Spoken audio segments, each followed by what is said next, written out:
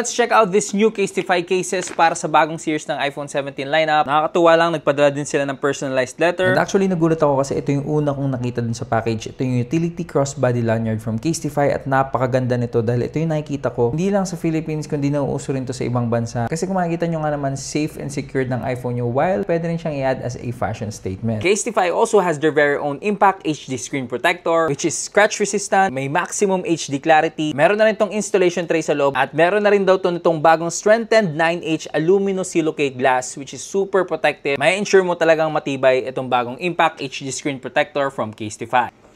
So meron tayo dito ng tatlong cases, I believe. Wow! So I think this is their glaze case kung tawagin. Tingnan nyo naman kung gaano kaganda yung design nito. Open ko to para sa inyo. Napakaganda talaga nito.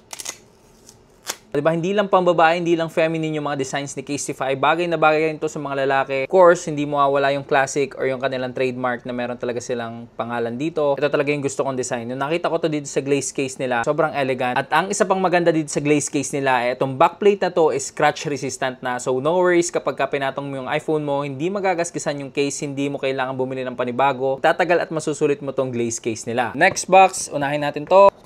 And ito yung tinatawag nilang bounce case kasi kung mapapansin nyo sa four corners niya, ayan, meron siyang design na kagaya niyan. Para nga naman pag nahulog, nagpatak, may make sure na hindi masisira ang iPhone. And it acts like a shock absorber para sa iPhone nyo. And dito sa four corners na to, may bagong design nga na butas-butas. And ibig sabihin lang nun, more spaces for charms and straps para mas makustomize mo ang magiging itsura ng bagong iPhone mo. Of course, bonus din dito sa bounce case na to is meron siyang MagSafe. Of course, for the last box, tingnan natin kung ano laman ito. Tingnan nyo, napakaganda, sobrang solid. And dito sa camera plateau or yung camera bump niya, tingnan nyo naman, well protected talaga yung camera. Thank you so much Casetify Philippines. Ang ganda talaga ng mga cases and accessories and straps na pinadala nyo. And guys, alam nyo na kung anong dapat yung bagong case para sa mga iPhones nyo. Check out nyo na ang Casetify Philippines.